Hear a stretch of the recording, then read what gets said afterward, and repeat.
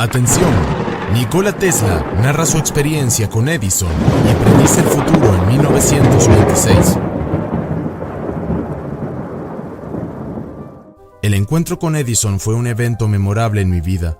Me asombró este hombre maravilloso que sin las primeras ventajas en la formación científica ya había logrado tanto.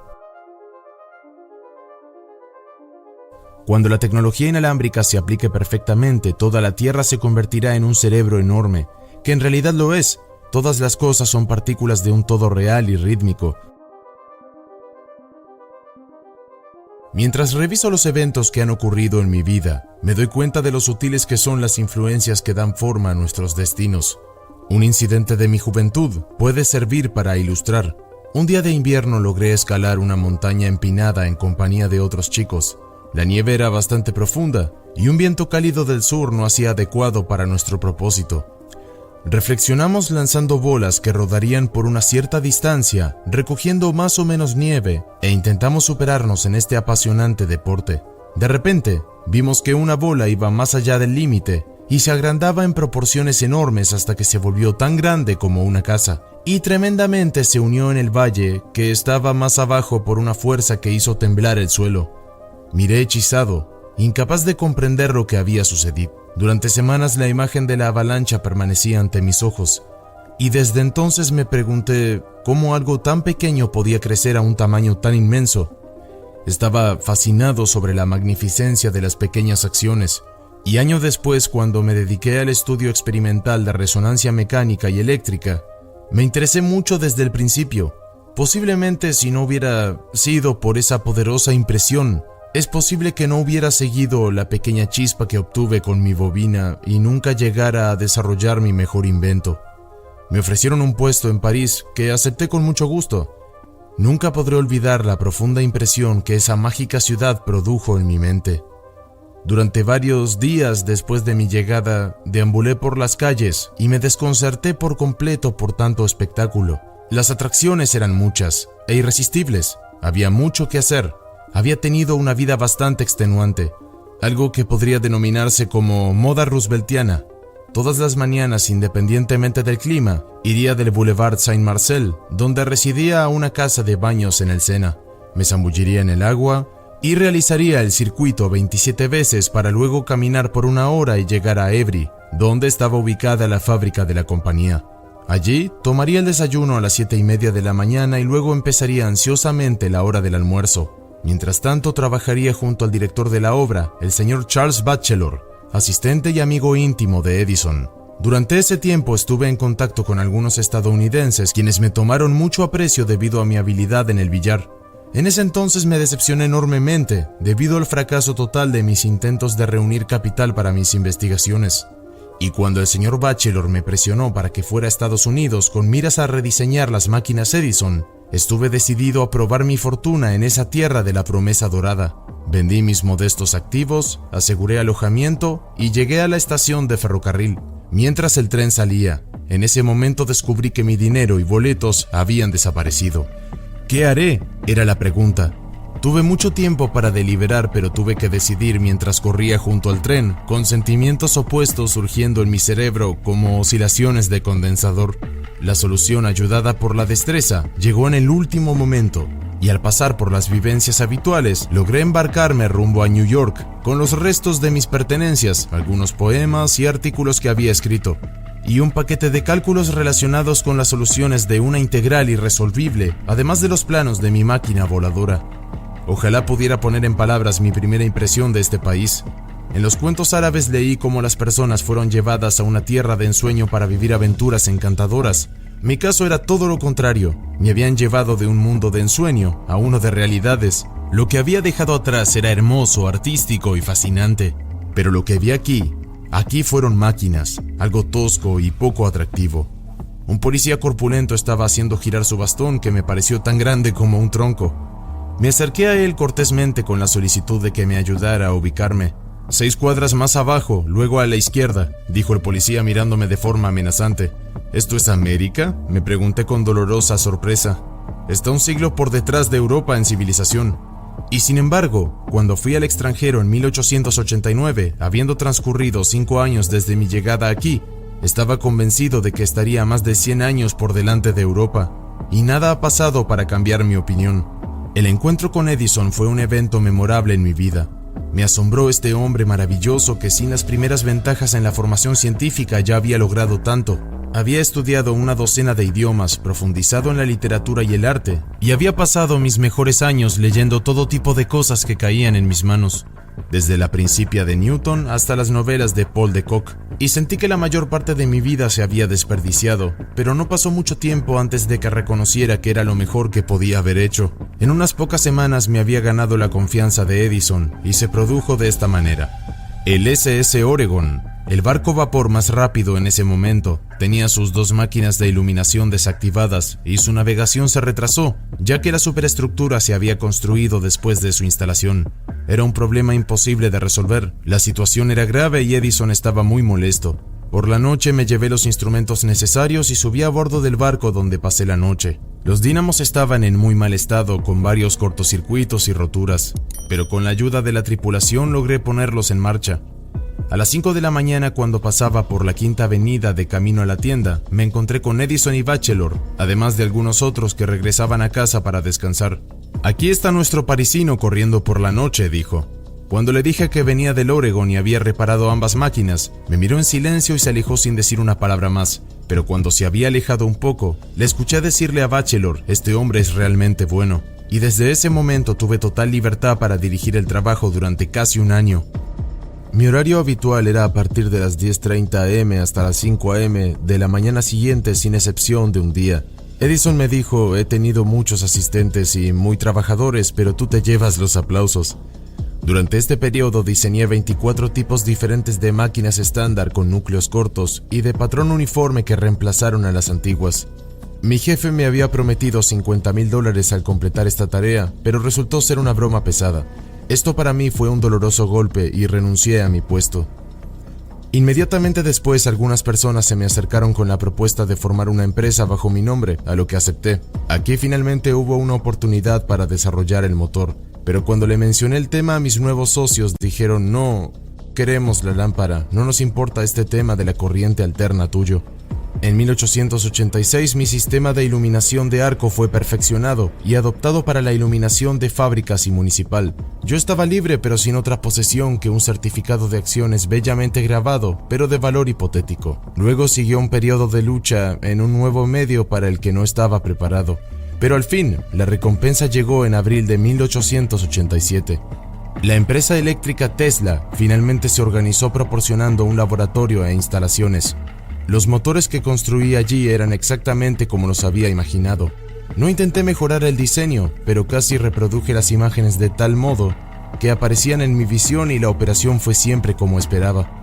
A principios de 1888 se hizo un acuerdo con la empresa Westinghouse para la fabricación de motores a gran escala. Pero aún había que superar grandes dificultades. Ellos no querían apartarse de sus formas estándar de aparatos y mis esfuerzos debían concentrarse en adaptar el motor a estas condiciones. Otra necesidad era producir un motor capaz de funcionar eficientemente a esta frecuencia en 2 cables, lo que no era fácil de lograr.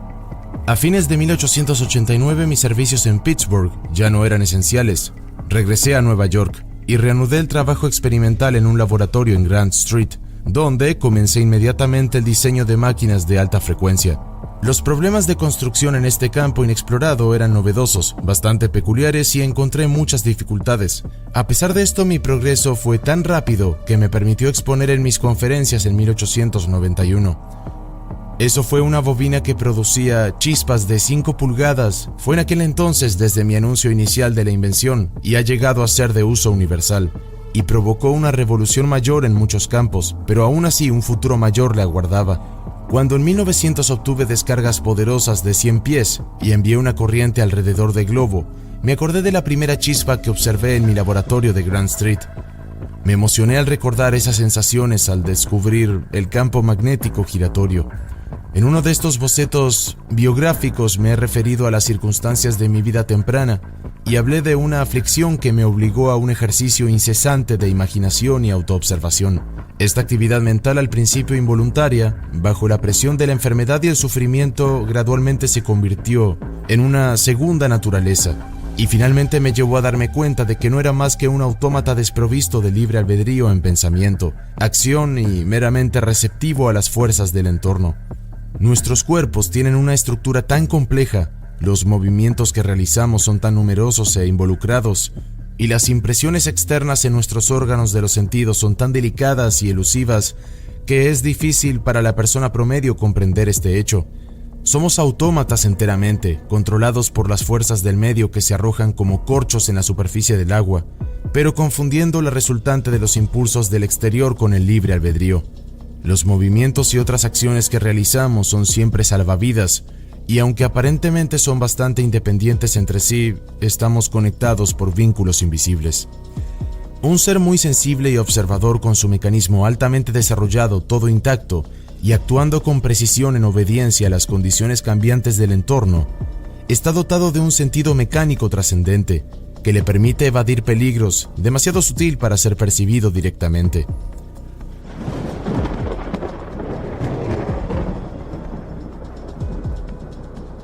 La vida de la abeja reina será el futuro de nuestra raza, decía Nikola Tesla. Vendrá un nuevo orden de género con la mujer como superior. La comunicación se hará instantáneamente con un simple equipo de bolsillo. Los aviones viajarán por los cielos sin tripulación, conducidos y guiados por radio. Se transmitirá una enorme potencia a grandes distancias sin cables. Los terremotos pronto serán cada vez más frecuentes. Las zonas templadas se volverán frías o tórridas. Y algunos de estos impresionantes desarrollos, dice Tesla, no están tan lejos. A los 68 años, Nikola Tesla se sienta tranquilamente en su estudio, revisando al mundo que ha ayudado a cambiar previendo otros cambios que deben venir en el avance de la raza humana. Desde el inicio del sistema inalámbrico, Tesla dice: vi que este nuevo arte de la electricidad aplicada sería de mayor beneficio para la raza humana que cualquier otro descubrimiento científico, pues prácticamente elimina la distancia. La mayoría de los males que padece la humanidad se deben a la inmensa extensión del globo terrestre y a la incapacidad de los individuos y las naciones para entrar en contacto cercano. La tecnología inalámbrica logrará un contacto más cercano a través de la transmisión de inteligencia. Podremos transportarnos a nosotros mismos, así como materiales y energía. Cuando la tecnología inalámbrica se aplique perfectamente, toda la Tierra se convertirá en un cerebro enorme, que en realidad lo es. Todas las cosas son partículas de un todo real y rítmico. Seremos capaces de comunicarnos entre nosotros instantáneamente, independientemente de la distancia. Y no solo eso, sino que a través de la televisión y los teléfonos nos veremos y escucharemos unos a otros tan perfectamente como si estuviéramos cara a cara a pesar de distancias intermedias de miles y miles de millas. Y los instrumentos a través de los cuales podremos hacer esto serán asombrosamente simples en comparación con nuestro teléfono actual. Una persona podrá llevar uno en su bolsillo. Tesla predijo grandes cambios en nuestra vida diaria. Podremos presenciar y escuchar eventos, la toma de posesión de un presidente, el juego de una serie mundial, los estragos de un terremoto o el terror de una batalla, como si estuviéramos presentes ahí mismo. Cuando la transmisión inalámbrica de energía sea un hecho, se revolucionará el transporte comercial y la transmisión. Las imágenes en movimiento ya se han transmitido de forma inalámbrica a corta distancia. Más adelante la distancia será ilimitada. Es más probable que el periódico local se imprima de forma inalámbrica en el hogar durante la noche. La gestión doméstica, es decir, los problemas de calefacción, luz y mecánica, todo esto se facilitará a través del beneficio de la energía inalámbrica. Las fronteras internacionales se borrarán en gran medida y se dará un gran paso hacia la unificación y la existencia armoniosa de las diversas razas que habitan el mundo.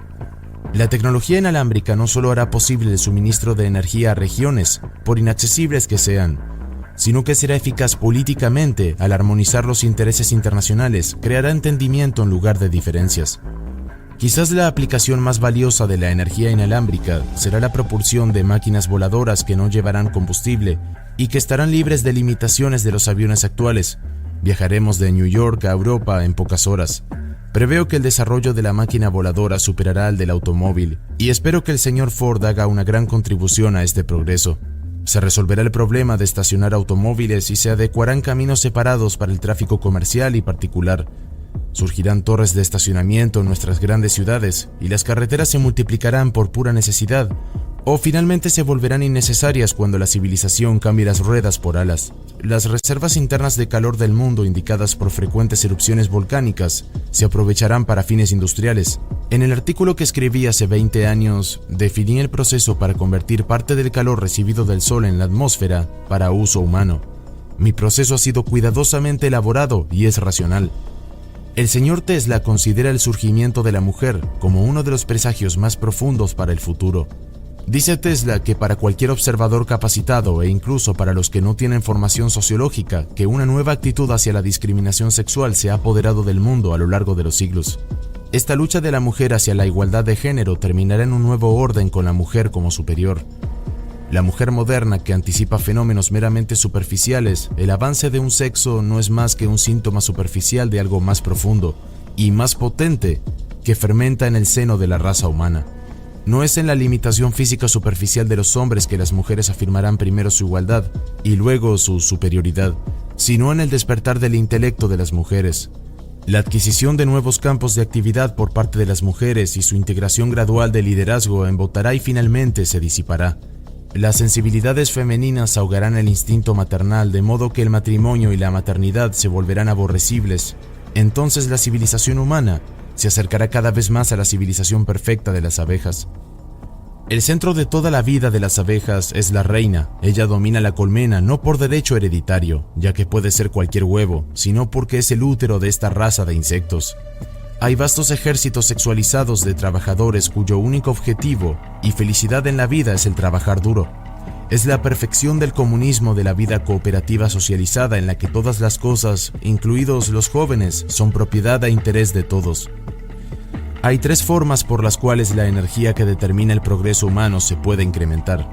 Primero, podemos mejorar a las personas.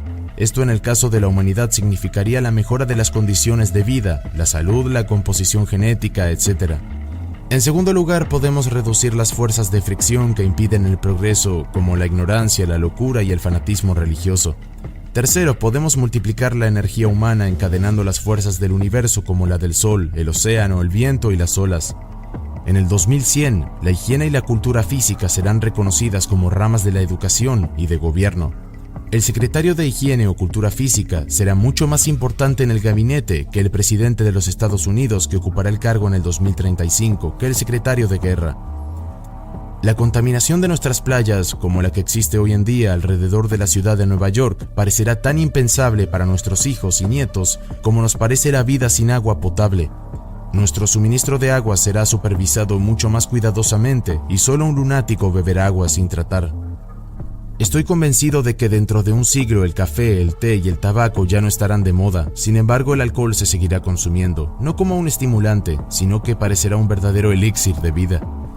La abolición de los estimulantes no se producirá por la fuerza. Simplemente ya no estará de moda envenenar el cuerpo con sustancias nocivas. Habrá suficientes productos a base de trigo para alimentar al mundo entero, incluidos los millones de habitantes de China e India, que ahora están crónicamente al borde de la inanición.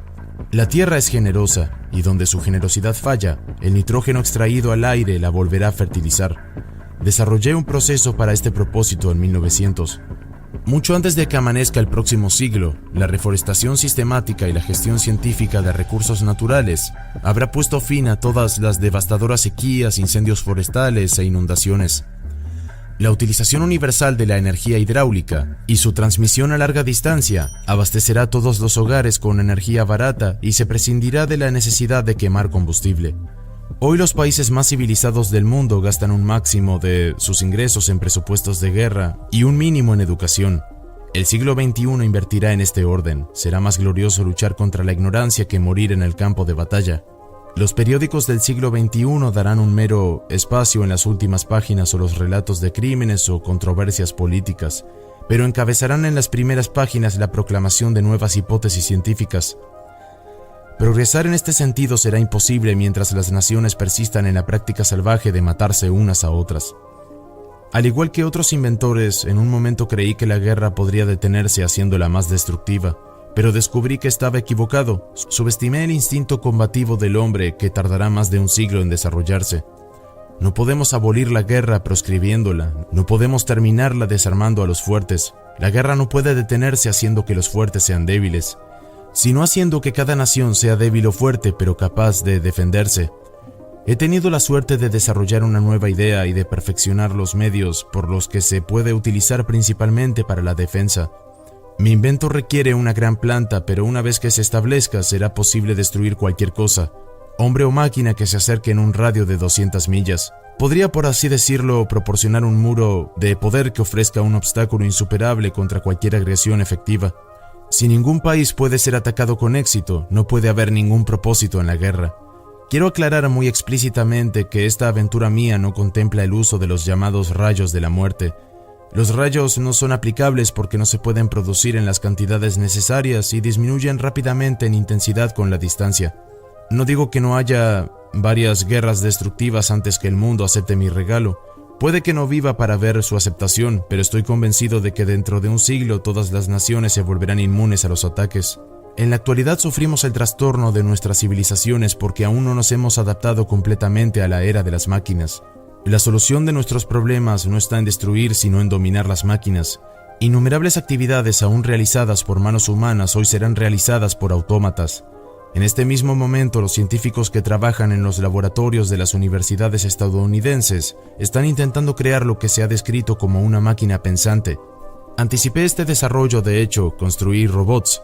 Hoy el robot es un hecho aceptado, pero el principio no se ha llevado lo suficientemente lejos. En el siglo XXI el robot ocupará el lugar que ocupaba el trabajo esclavo en la civilización antigua.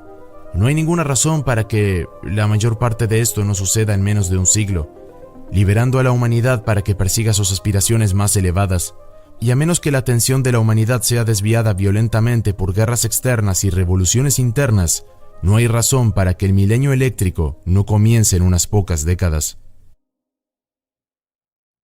Esto es Universo Consciente. Si te ha gustado este video, puedes dar like, comentar o suscribirte. ¡Vamos, inténtalo! Te estamos esperando.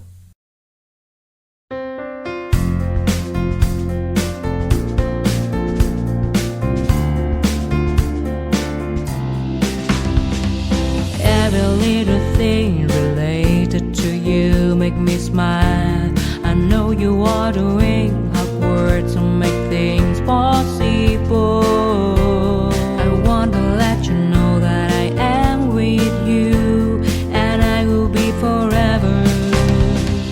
Every little thing related to you make me smile. I know you are doing hard work to make things possible. I want to let you know that I am with you and I will be forever. When you talk, I want to listen to you for hours. When you are there beside me, I feel like looking at you all the time. My love for you will never really change. Just want to tell you that you mean a lot to me.